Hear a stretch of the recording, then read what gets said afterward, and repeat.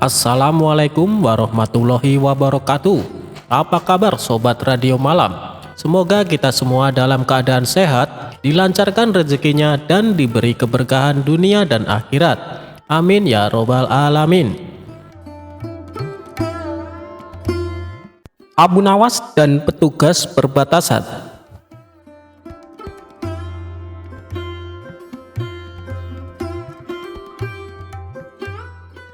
Setiap orang di negeri Irak, mulai dari anak-anak hingga dewasa, mengenal siapa Abu Nawas. Seperti kali ini, warga desa merasa keheranan karena Abu Nawas setiap minggu tampak melakukan perjalanan dari desanya ke desa tetangga, sudah masuk dalam wilayah kerajaan lain.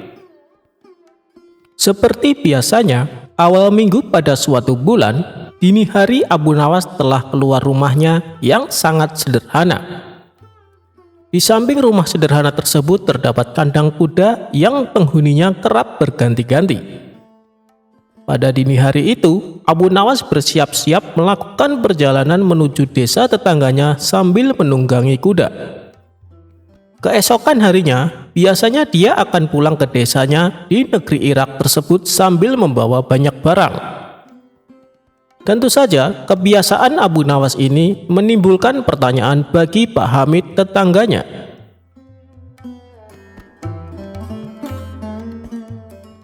Suatu sore, ketika Abu Nawas pulang dari perjalanan, hal tersebut ditanyakan kepada Abu Nawas tentang perniagaannya yang membuat warga sekampung bingung. "Hei Abu Nawas, kemanakah engkau beberapa waktu ini? Kalau memang engkau memiliki perniagaan yang baik, tolonglah kau ajak kami," kata Pak Hamid. "Ada Pak, dan kukira tidak ada yang mau berniaga sepertiku," jawab Abu Nawas. Bulan pun berganti bulan. Akhirnya Abu Nawas diduga telah melakukan perdagangan yang dilarang oleh kerajaan. Pada bulan berikutnya, Abu Nawas berniat melakukan perdagangannya. Ia pun harus melalui perbatasan dengan kerajaan tetangga. Si Fulan, petugas penjaga pintu perbatasan, memeriksa seluruh barang bawaan Abu Nawas. Namun tidak ditemukan satu barang pun yang mencurigakan. Hanya ditemukan bekal dan beberapa keping uang. Keesokan harinya, kembali si Fulan berjumpa Abu Nawas di perbatasan. Kali ini Abu Nawas membawa banyak sekali barang yang semuanya dilengkapi dengan dokumen yang diperlukan. Si Fulan tidak dapat membuktikan perihal dugaan perdagangan Abu Nawas yang terlarang. Bahkan karena seringnya mereka bertemu, hubungan keduanya semakin akrab hingga akhirnya si Fulan dipindahkan dari tempat kerjanya. Pada suatu hari, keduanya bertemu kembali di suatu kesempatan yang tidak terduga. Si Fulan sekarang bukan lagi seorang penjaga perbatasan. Dia telah pensiun dari pekerjaan itu. Abu Nawas sekarang sudah dikenal sebagai seorang saudagar yang dermawan dan berhasil. Pertemuan itu akhirnya dilanjutkan dengan jamuan makan oleh Abu Nawas. Dalam kesempatan tersebut, masing-masing bercerita tentang pengalaman yang telah mereka hadapi selama lebih kurang 20 tahun tidak bertemu. "Usaha apa yang telah engkau lakukan di masa lalu, saudaraku? Karena aku mengetahui kau tak membawa cukup uang. Tetapi ketika engkau pulang, tak hanya keperluan makanan, barang lainnya pun kau bawa setelah pulang dari perdagangan yang tidak sampai sehari semalam engkau lakukan," tanya si Fulan. Mendengar hal tersebut, Abu Nawas pun tertawa sambil mengingat kembali kebiasaan masa mudanya. "Sebenarnya sangat mudah, saudaraku. Untuk mencari bukti tak perlu harus memeriksa semua barang bawaanku. Seperti yang engkau ketahui, bahwa aku senantiasa pergi dengan mengendarai kuda. Tetapi ketika pulang, aku hanya berjalan kaki, dan disitulah usahaku," kata Abu Nawas. Mendengar penjelasan Abu Nawas, akhirnya si Fulan mengerti bahwa di masa itu Abu Nawas menjual kuda-kudanya di negeri tetangga dan pulangnya dia tukarkan dengan barang-barang lainnya. Abu Nawas menitipkan emas kepada perampok. Dikisahkan ada seorang ketua perampok yang terkenal sadis dan kejam. Ia mempunyai puluhan anak buah yang juga tak kalah sadisnya. Mereka melakukan aksinya di tengah gurun pasir yang gersang jauh dari pemukiman penduduk. Bagi siapa saja yang melewati daerah kekuasaannya, maka akan bernasib sial, terutama rombongan kabilah yang membawa barang dagangan. Apabila ada yang berani menolak atau melawan saat dirampok, gerombolan perampok tersebut tak segan-segan untuk membunuhnya.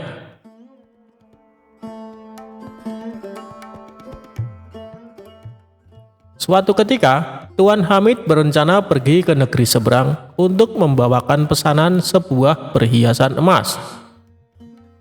Namun Tuan Hamid ragu untuk melakukannya, sebab ia harus melewati gurun pasir yang merupakan kawasan komplotan perampok sadis tersebut. Ia pun bingung dengan situasi yang dialaminya, sementara ia juga harus mengirimkan emas pesanannya secepatnya.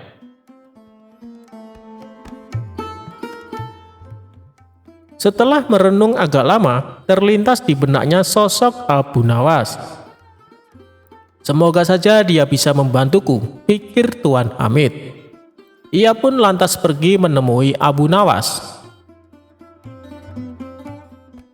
Sesampainya di rumah Abu Nawas, Tuan Hamid lalu mengungkapkan permasalahannya. "Wahai Abu Nawas, saya bingung dengan situasi yang sedang aku alami.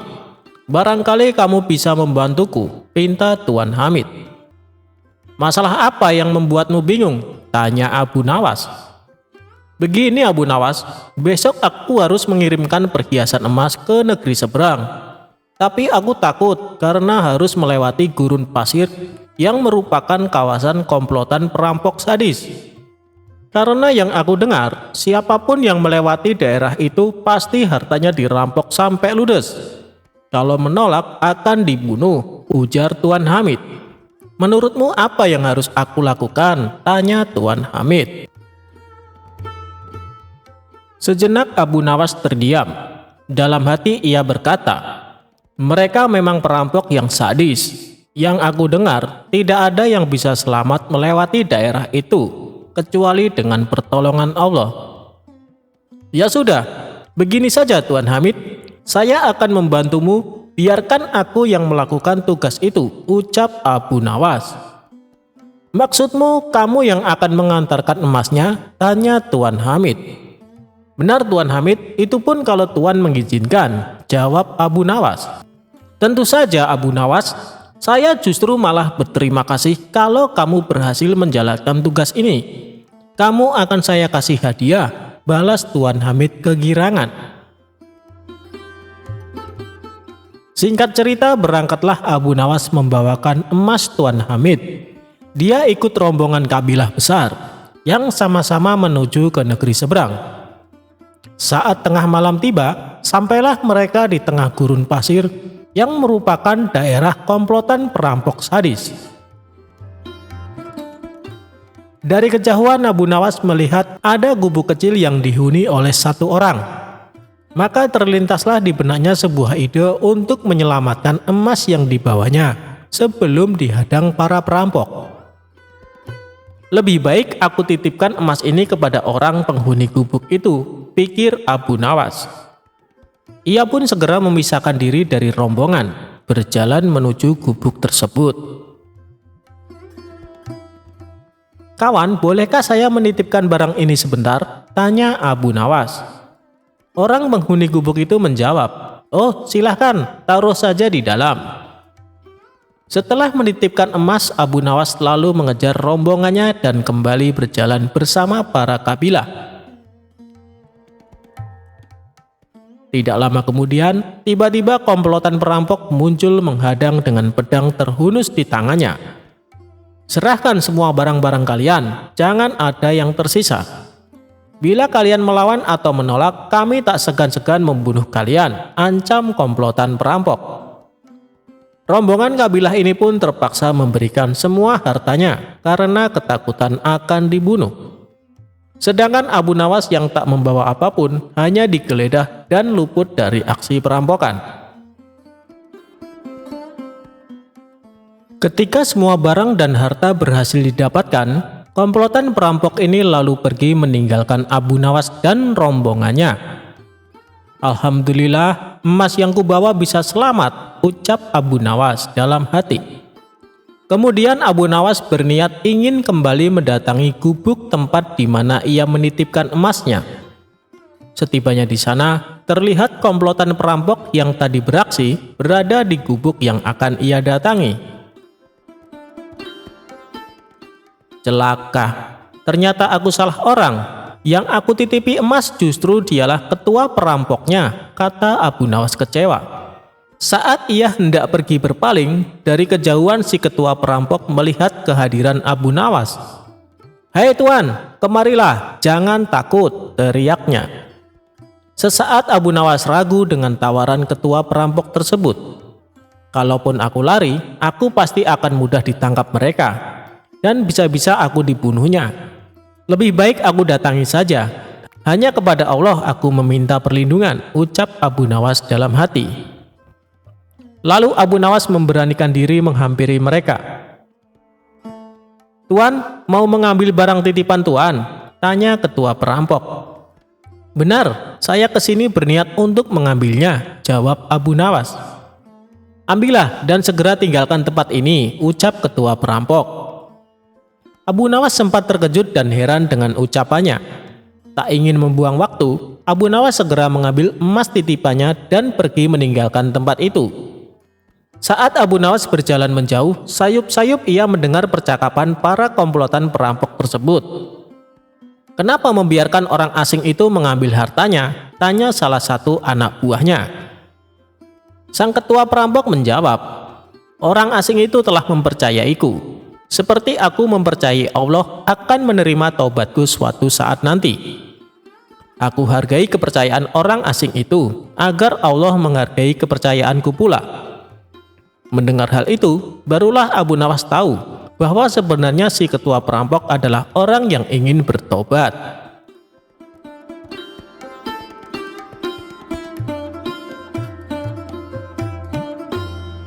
Abu Nawas menjadi pengacara.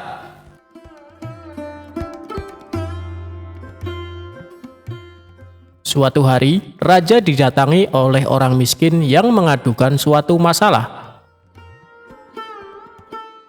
"Apa masalahmu, Tuan? Cobalah ceritakan padaku," kata sang raja. "Nama saya Abu Sukun. Saya orang miskin. Di sebelah rumah saya ada orang kaya. Orang kaya itu menyuruh saya membayar uang karena saya dituduh mencium bau makanannya tanpa izin. Bagaimana saya bisa menghindari bau makanannya, sementara rumahnya bersebelahan dengan rumah saya, tuanku?" kata Abu Sukun. "Apakah Anda sudah membawa kasus ini ke pengadilan?" tanya raja. "Sudah, tuanku. Namun hakim telah menghukum saya untuk membayar 100 dinar atas permintaan orang kaya itu. Saya tidak punya uang untuk membayar sebanyak 100 dinar. Orang miskin seperti saya, dari mana saya mendapatkan uang sebanyak itu?" jawab Abu Sukun dengan sedih. "Jika hakim telah mengambil keputusan, itu artinya kau bersalah dan harus membayar dendanya," kata raja. Tiba-tiba Abu Nawas berbisik kepada raja. Raja mengangguk tanda setuju dengan Abu Nawas. "Besok saya akan pergi ke pengadilan untuk meminta masalah ini untuk dibicarakan lagi supaya mendapat keadilan," kata raja. "Sudahlah, aku akan membantumu. Baginda ingin masalah ini diselidiki dan diadili dengan baik," kata Abu Nawas kepada Abu Sukun. Tengah malam, Abu Nawas meminta raja untuk pergi ke rumah hakim. Tiba-tiba mereka mendengar percakapan di rumah hakim. Dengan cepat, Abu Nawas dan raja bersembunyi sambil mendengarkan percakapan dari dalam rumah hakim.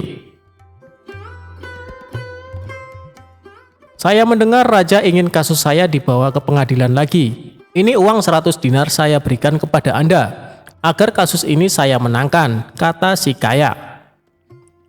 Raja pun terkejut dan marah. Besok kita harus pergi ke pengadilan, dan tuanku harus menjadi saksi atas perbuatan mereka, kata Abu Nawas. Keesokan harinya di pengadilan. Hakim, Abu Sukun telah mencium bau makanan dari rumah saya tanpa izin. Sebagai bukti, Abu Sukun semakin gemuk sementara saya semakin kurus. Itu tidak adil dan saya meminta Abu Sukun untuk membayar 100 dinar untuk bau makanan yang sudah dicium Abu Sukun, kata orang kaya. Di pengadilan, Abu Nawas adalah pengacara Abu Sukun. Abu Nawas berkata, Hakim, tidak adil jika Abu Sukun dihukum hanya karena mencium baunya saja. Sedangkan orang kaya ini yang memakan makanan dan merasa kenyang. Agar adil, saya usulkan agar orang kaya ini dibayar dengan mendengarkan suara 100 keping dinar, kata Abu Nawas tegas. Sementara, uang 100 dinarnya harus diberikan kepada Abu Sukun karena sudah difitnah. Dan hakim sendiri akan dihukum oleh raja karena memakan 100 dinar uang suap dari orang kaya, kata Abu Nawas. Hakim kaget dan sangat malu ketika tindakannya juga terungkap. Benar Hakim, aku telah melihat dan mendengar dengan jelas tentang penipuanmu tadi malam, kata sang raja. Baginda Raja sangat terkesan dengan penjelasan Abu Nawas dan memecat hakim karena tidak jujur dan memakan suap. Ingat, menjadi hakim kalau tidak benar dan adil akan dijebloskan ke neraka, kata Abu Nawas sambil memberi nasihat. Raja pun senang dan memberikan banyak hadiah kepada Abu Nawas.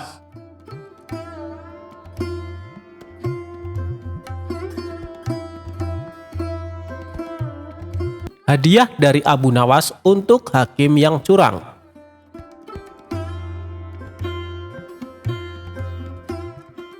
Sewaktu-waktu kerajaan sedang dalam keadaan genting. Hakim yang dikenal adil baru saja meninggal. Sang raja telah mengajukan hakim pengganti, namun ternyata perilakunya sangat tidak adil. Abu Nawas sebagai pribadi yang kritis, akhirnya langsung turun tangan menyelesaikan urusan negaranya itu. Abu Nawas tidak mau jika kerajaan yang menjadi tempat berdiskusi dengan Baginda Raja menjadi tempat kemaksiatan dan ketidakadilan.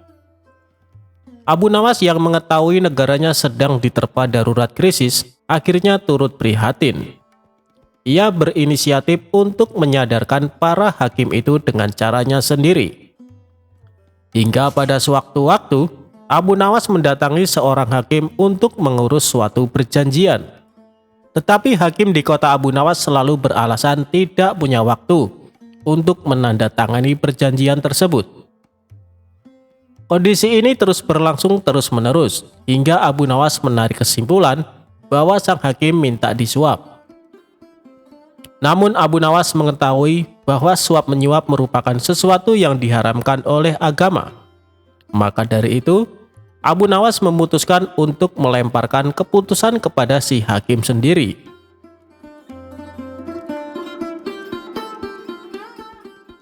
Abu Nawas kemudian menyiapkan sebuah gentong. Gentong tersebut diisi dengan kotoran sapi hingga hampir penuh. Kemudian di atas gentong tersebut diolesi mentega. Tak menunggu waktu lama, gentong itu segera dibawa ke hadapan sang hakim. Namun saat Abu Nawas menghampirinya, sesuatu yang aneh terjadi. Tiba-tiba saja kesibukan sang hakim langsung hilang dan memiliki waktu untuk menuliskan tanda tangannya pada surat perjanjian Abu Nawas. Wahai Tuan Hakim, apakah boleh saya memberi gentong mentega itu sebagai ganti tanda tangan Tuan? Tanya Abu Nawas mengelabui.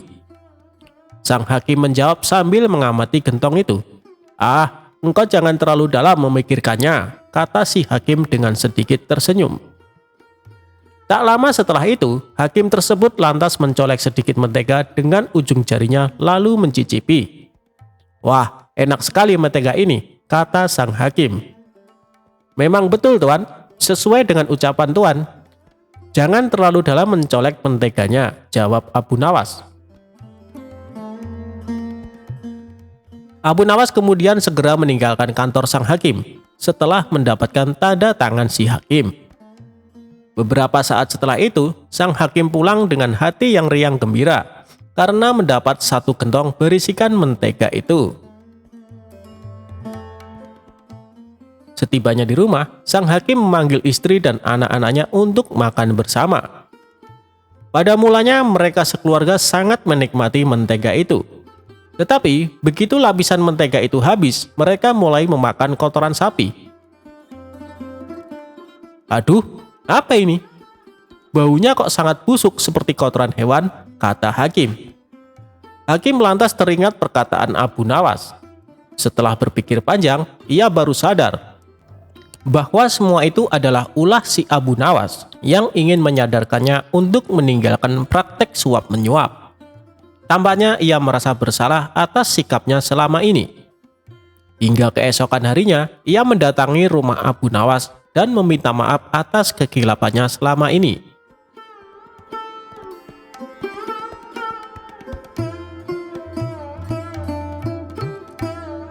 Karena buta warna, Abu Nawas selamat dari bahaya.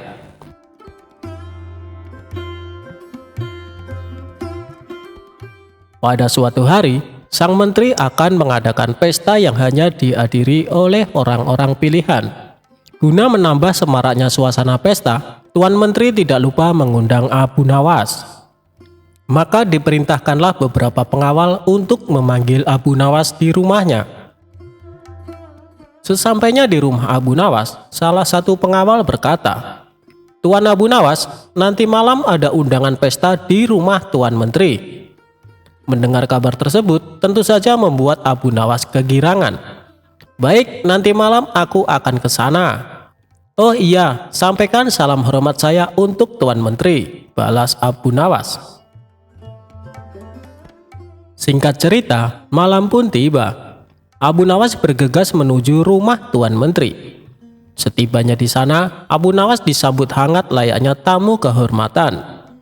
Tuan Menteri lalu mempersilahkan Abu Nawas duduk bersama para tamu undangan yang lain. Tidak berapa lama kemudian, hidangan lezat mulai disajikan di atas meja makan. Melihat hal itu, Abu Nawas sudah tidak sabar untuk menyantapnya. Sembari mengambil hidangan di hadapannya, Abu Nawas pura-pura berbasa-basi. "Ngomong-ngomong, pesta dalam rangka apa ini? Jangan-jangan Tuan Menteri naik jabatan ya?" tanya Abu Nawas.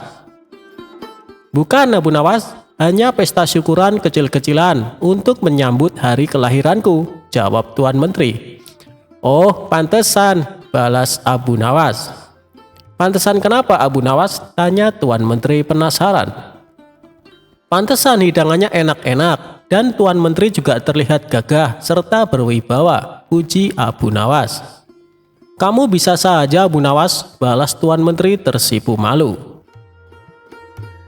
Saat asik menyantap hidangan, tiba-tiba salah satu tamu berkata, "Maaf Tuan Menteri, janggut Tuan Menteri beruban. Mungkin akan lebih indah bila Tuan Menteri mengecatnya menjadi hitam." Mendengar itu, Tuan Menteri yang tadinya berseri-seri mendadak berubah menjadi emosi. "Kurang ajar kamu. Kamu pikir aku sudah tua bangka? Kamu menghina aku," bentak dia. "Ampun Tuan Menteri, aku sama sekali tidak bermaksud demikian," jawab tamu tersebut ketakutan. "Pengawal, tangkap orang ini dan masukkan ke penjara selama 3 hari, perintah Tuan Menteri kepada pengawalnya. Dengan sigap para pengawal langsung menyeret tamu tersebut untuk dimasukkan ke penjara. Ternyata kemarahan Tuan Menteri tidak berhenti sampai di situ. Ia lantas bertanya kepada tamu undangan yang lain, "Apakah kamu lihat ada uban di janggutku?" Dikarenakan takut dihukum, tamu yang ditanya kali ini menjawab dengan berkata bohong. "Hampir tidak ada Tuan Menteri." "Apa maksudmu dengan kata hampir?" "Pengawal, seret orang ini ke dalam penjara," teriak Tuan Menteri. Tamu kedua pun dibawa oleh pengawal untuk dimasukkan ke penjara. Gara-gara kejadian ini, suasana pesta yang tadinya meriah berubah jadi menegangkan. Untuk ketiga kalinya, Tuan Menteri mengajukan pertanyaan yang sama kepada tamu. "Selanjutnya, apa kau lihat ada uban di janggutku?" tanya Tuan Menteri. Karena takut dihukum seperti kedua tamu sebelumnya, tamu ketiga menjawab dengan berkata bohong. Sama sekali tidak ada tuan, bahkan janggut tuan terlihat hitam dan indah. Kamu pembohong, bentak Tuan Menteri. Pengawal, berikan dia 10 cambukan di punggungnya, kemudian penjarakan dia selama sebulan, perintah Tuan Menteri. Akhirnya Tuan Menteri menoleh ke arah Abu Nawas. Tapi Abu Nawas terlihat asik menyantap makanan seolah sedang tidak terjadi apa-apa. Apa kau melihat ubah di janggutku? Tanya Tuan Menteri kepada Abu Nawas yang tampak asik melahap makanan lezat tidak menghiraukan pertanyaan Tuan Menteri. Abu Nawas, aku bertanya kepadamu, bentak Tuan Menteri. Mendengar namanya disebut, Abu Nawas pun menoleh ke arah Tuan Menteri dan menghentikan makannya untuk sementara. Maaf Tuan Menteri, Tuan bertanya kepadaku, sahut Abu Nawas. Ya, aku bertanya kepadamu. Apa kau melihat ubah di janggutku? Tanya Tuan Menteri. Sebenarnya aku ingin menjawabnya Tuan Menteri, tapi aku buta warna, jadi tidak tahu mana warna hitam dan putih, ucap Abu Nawas. Ia pun kembali meneruskan makannya. Jawaban Abu Nawas yang singkat tapi menggelikan membuat Tuan Menteri tertawa terpingkal-pingkal. Wajahnya yang tadi penuh emosi seketika redam dan kembali tenang untuk mencairkan suasana. Setelah selesai makan, Abu Nawas menceritakan beberapa kisah lucu yang membuat seisi ruangan penuh tawa.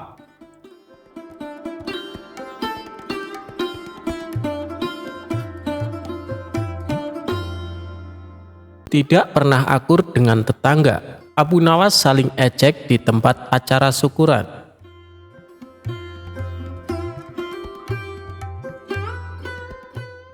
Cerita lucu Abu Nawas kali ini melibatkan tetangganya yang bernama Abu Jahal. Bermula dari setiap kali ada tetangga yang mengadakan pesta, biasanya Abu Jahal yang paling rakus. Tanpa malu ia makan semua hidangan yang ada di meja makan. Bahkan Abu Jahal pernah sampai menyembunyikan makanan di dalam kantong bajunya. Perbuatan ini membuat tamu-tamu yang lain merasa risih. Tapi oleh Abu Nawas dijadikan kesempatan untuk mengerjai Abu Jahal. Hal ini ternyata sudah sering terjadi. Dimanapun tempat mengadakan acara pesta, Abu Jahal menunjukkan sifat rakusnya. Disitulah Abu Nawas langsung mengerjainya. Tentu saja ulah konyol Abu Nawas ini membuat para tamu yang hadir tertawa terpingkal-pingkal. Sementara Abu Jahal yang sering menjadi bahan tertawaan menyimpan rasa dendam kepada Abu Nawas. Ia pun berniat ingin membalasnya. Sampai pada suatu ketika, Tuan Hamid yang merupakan tetangga mereka hendak mengadakan pesta syukuran. Semua tetangga diundang untuk makan malam, termasuk Abu Jahal dan Abu Nawas. Ini kesempatan yang tepat untuk membalas perbuatan Abu Nawas, pikir Abu Jahal. Ketika hari sudah menunjukkan malam, Abu Jahal pun berangkat ke rumah Tuan Hamid untuk menghadiri jamuan makan malam. Sesampainya di sana, ternyata para tamu undangan sudah duduk berkumpul di depan meja yang besar. Di situ tampak juga Abu Nawas yang sedang mengobrol bersama tamu lainnya. Sembari menunggu hidangan yang akan disajikan, Abu Jahal menghampiri mereka. Ia sengaja mengambil tempat duduk yang bersebelahan dengan Abu Nawas. Melihat kedatangan Abu Jahal, Abu Nawas pun menyapanya.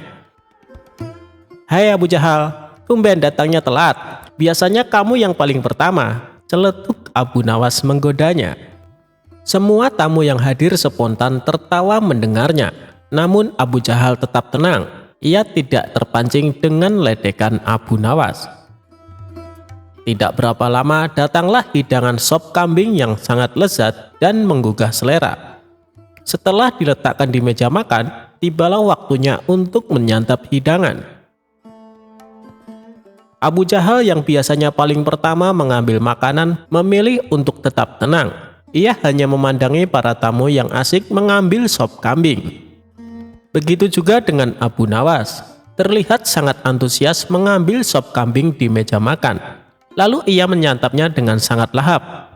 Mungkin karena sedang lapar, Abu Nawas sampai beberapa kali menambah porsinya. Melihat tingkah Abu Nawas ini, terbesit di benak Abu Jahal untuk membalas dendam. Ia pun mengejek Abu Nawas. "Hei Abu Nawas, kamu seperti serigala yang kelaparan. Atau barangkali kamu dendam ya sama kambing itu, sampai-sampai sangat bersemangat untuk menghabisi sopnya," olok Abu Jahal. Para tamu undangan langsung tertawa mendengar ucapan Abu Jahal. Sementara Abu Nawas yang baru tersadar kalau dirinya menjadi bahan tertawaan segera membalas ejekan Abu Jahal. "Hei Abu Jahal, sop kambing ini lezat sekali. Kenapa kamu tidak memakannya? Biasanya kan kamu paling pertama dan yang paling banyak memakannya. Jangan-jangan kamu dibesarkan oleh induk kambing ini ya? Dan dia yang menyusuimu waktu kecil. Makanya kamu tidak tega untuk menyantap dagingnya," balas Abu Nawas. Mendengar ucapan Abu Nawas, para tamu yang hadir tertawa terpingkal-pingkal. Bahkan mereka tertawa lebih kencang dari sebelumnya. Sementara muka Abu Jahal seketika berubah memerah menahan emosi. Ia pun memilih meninggalkan acara pesta yang diadakan di rumah Tuan Hamid.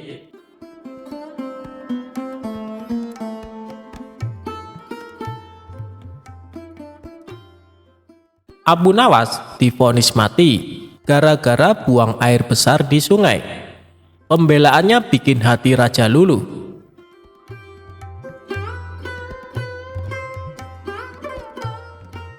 Kisah ini berawal ketika Abu Nawas menjelajahi hutan bersama Baginda Raja. Kala itu, Raja mengajak Abu Nawas untuk mengawal dirinya. Di sepanjang perjalanan ke hutan, mereka berdua dan beberapa pengawal menyusuri sungai. Raja mengingatkan kepada Abu Nawas dan para pengawalnya soal undang-undang kebersihan lingkungan. Salah satu pasal undang-undang tersebut berisi dilarang buang air besar di sungai kecuali raja atau seizin raja. Pelanggaran atas pasal ini adalah hukuman mati.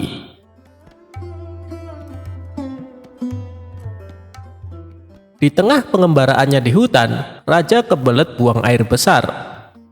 Dikarenakan di dalam hutan, raja terpaksa BAB di sungai yang airnya mengalir ke arah utara. Ketika raja buang air besar, Abu Nawas ikut BAB juga di sebelah selatan raja.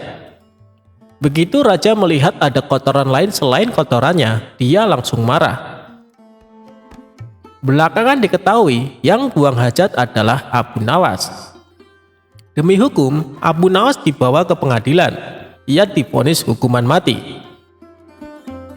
Namun, sebelum hukumannya dilaksanakan, Abu Nawas diberi kesempatan untuk membela diri. "Raja yang mulia, saya rela dihukum mati, tapi saya akan sampaikan alasan kenapa ikut buang air besar bersama raja. Itu adalah bukti kesetiaanku kepada raja, karena sampai kotoran raja pun harus aku kawal dengan kotoranku. Itulah pembelaanku dan alasanku, Baginda Raja. Hukumlah aku," jelas Abu Nawas. Tak pelak pledoi tersebut membuat raja terharu. Abu Nawas yang tadinya divonis mati akhirnya diampuni dan diberi hadiah oleh Baginda Raja.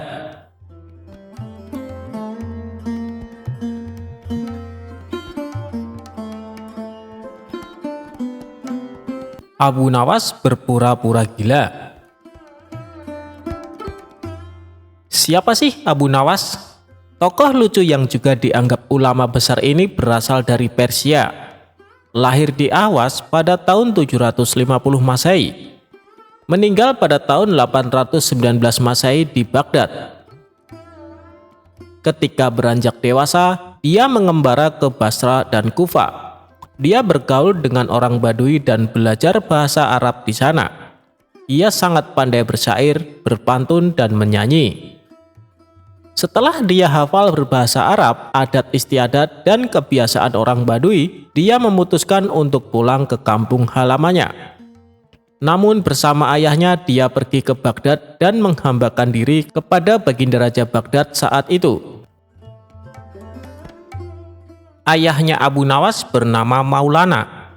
Di Baghdad dia diangkat menjadi penghulu kerajaan. Suatu ketika ayah Abu Nawas sakit parah karena memang usianya sudah lanjut dan akhirnya meninggal. Mengetahui hal itu, raja memerintahkan untuk memanggil Abu Nawas untuk mengubur jenazah ayahnya. Setelah acara pemakaman selesai, Baginda Raja berencana mengangkat Abu Nawas menjadi penghulu atau kadi kerajaan untuk menggantikan ayahnya. Mengetahui hal itu, Abu Nawas yang diketahui cerdas itu tiba-tiba berperilaku aneh. Orang-orang dibuat heran oleh Abu Nawas. Setelah upacara pemakaman ayahnya, dia mengambil sepotong batang kayu dan menungganginya seperti kuda. Dia berlari-lari dari kuburan ke rumahnya. Pada kesempatan lain, dia mengajak beberapa anak kecil untuk pergi ke kuburan ayahnya. Abu Nawas mengajak anak-anak bermain rebana membuat orang semakin heran dengan kelakuan Abu Nawas dan menganggapnya telah gila karena ditinggal mati ayahnya. Pada suatu hari, Baginda Raja mengutus beberapa orang untuk menemui Abu Nawas. "Hai Abu Nawas, kamu dipanggil raja untuk menghadap beliau," kata salah satu utusan raja. "Untuk apa raja memanggilku? Aku tidak ada urusan dengannya," jawab Abu Nawas seenaknya. "Kamu tidak boleh bersikap seperti itu kepada rajamu," lanjut sang utusan istana. "Hei utusan istana, kau tak perlu banyak bicara. Kau ambil kudaku ini dan bawalah ke sungai. Mandikanlah dia supaya bersih dan segar," ucap Abu Nawas sambil memberikan sebatang pisang yang dianggapnya kuda betulan. Para utusan raja hanya geleng-geleng kepala melihat kelakuan Abu Nawas. "Hei Abu Nawas, apakah kau tidak mau menghadap raja?" tanya utusan istana. "Katakan saja kepada rajamu, aku sudah tahu, maka aku tak mau menghadap," kata Abu Nawas. Para utusan kerajaan segera menyingkir dari rumah Abu Nawas setelah mereka dilempari dengan debu oleh Abu Nawas. Sesampainya di istana, para utusan melaporkan apa yang terjadi pada Abu Nawas yang dianggap sudah gila. Dengan geram raja berkata, "Dasar kalian, menghadirkan Abu Nawas saja kalian tidak becus. Segera bawa dia ke sini dengan sukarela ataupun dipaksa." Dengan paksa akhirnya Abu Nawas menghadap raja. Namun, lagi-lagi Abu Nawas bersikap seperti orang tidak waras di hadapan rajanya tersebut. "Bersikaplah sopan Abu Nawas," tegur raja. "Ya Baginda Raja, tahu kan Anda, terasi itu asalnya dari udang." "Kurang ajar, kau menghinaku Abu Nawas." "Tidak Baginda, siapa bilang udang berasal dari terasi?" Merasa dilecehkan, Baginda Raja segera memerintahkan prajuritnya untuk memukuli Abu Nawas sebanyak 25 kali. Usai dipukul, Abu Nawas keluar dari istana dan bertemu penjaga gerbang yang mencegatnya.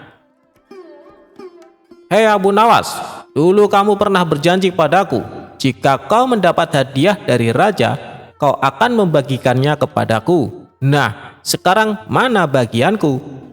"Tentu saja aku tidak lupa, aku bukan cuma akan memberimu setengahnya, tapi semuanya," jawab Abu Nawas. Tanpa banyak basa-basi, Abu Nawas mengambil kayu agak besar lalu memukuli penjaga gerbang itu sebanyak 25 kali. Tentu saja orang itu berteriak kesakitan dan tidak terima diperlakukan seperti itu oleh Abu Nawas. Hal ini ia laporkan kepada sang raja. "Ya tuanku Baginda Raja, hamba mengadukan Abu Nawas yang telah memukuli hamba tanpa satu alasan. Hamba memohon keadilan dari Baginda Raja." Segera Baginda Raja memerintahkan pengawal membawa Abu Nawas ke istana lagi. Raja bertanya, "Hei Abu Nawas, benarkah kau telah memukuli penunggu gerbang istana sebanyak 25 kali?" Abu Nawas menjawab, "Ampun Paduka, hamba melakukannya karena memang sudah sepantasnya dia menerima pukulan itu." "Apa maksudmu? Coba kau terangkan secara jelas apa sebenarnya yang terjadi." "Hamba dan penunggu gerbang istana ini sudah mengadakan perjanjian bahwa jika saya mendapat hadiah dari Baginda, maka hadiah tersebut akan dibagi dua. Tadi hamba mendapat hadiah pukulan dari Baginda, sehingga saya juga memberikan pukulan itu kepadanya. Baginda bertanya kepada penjaga gerbang, "Hei, apa benar yang dikatakan Abu Nawas? Kau telah mengadakan perjanjian seperti itu?" "Benar tuanku, tapi hamba tidak mengira kalau hadiah dari Baginda berupa pukulan," jawab penjaga pintu gerbang. "Hahaha, dasar tukang peras, sekarang kau kena batunya." Ternyata Abu Nawas tidak bersalah. Abu Nawas pun pulang dengan hati gembira karena membawa sekantong uang perak dari Baginda. Tetapi sesampainya di rumah dia tetap bersikap aneh dan terlihat memang seperti orang gila beneran. Kelakuan Abu Nawas ini bertahan sampai 1 bulan. Dan akhirnya Baginda Raja mengangkat orang lain sebagai kadi atau penghulu istana yang baru. Sebenarnya Baginda Raja ingin mengangkat Abu Nawas untuk menggantikan ayahnya. Setelah mendengar tentang pengangkatan kadi yang baru yang konon katanya bernama Polan, Abu Nawas mengucapkan syukur karena terhindar dari balak yang mengerikan. Mengapa Abu Nawas bersikap seperti orang gila? Ceritanya begini, pada saat ayahnya sakit parah, Abu Nawas dipanggil untuk menghadap. Bapaknya berkata, "Hei anakku, aku hampir mati. Coba kau cium telinga kanan dan telinga kiriku." Abu Nawas menuruti saja perintah ayahnya. Telinga kanan berbau harum, namun telinga kiri berbau busuk. Melihat anaknya kebingungan, akhirnya Syekh Maulana menceritakan apa yang terjadi. Pada suatu hari, datanglah 2 orang yang mengadu masalah padaku. Yang satu aku dengar keluhannya, tapi yang satu tidak aku dengar karena aku tidak suka padanya.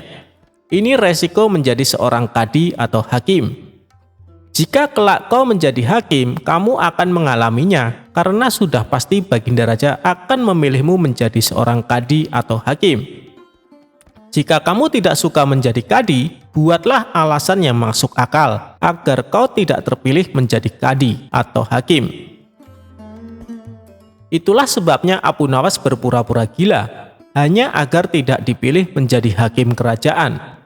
Walaupun begitu, Abu Nawas tetap sering dipanggil ke istana guna diajak konsultasi oleh raja untuk menyelesaikan suatu perkara.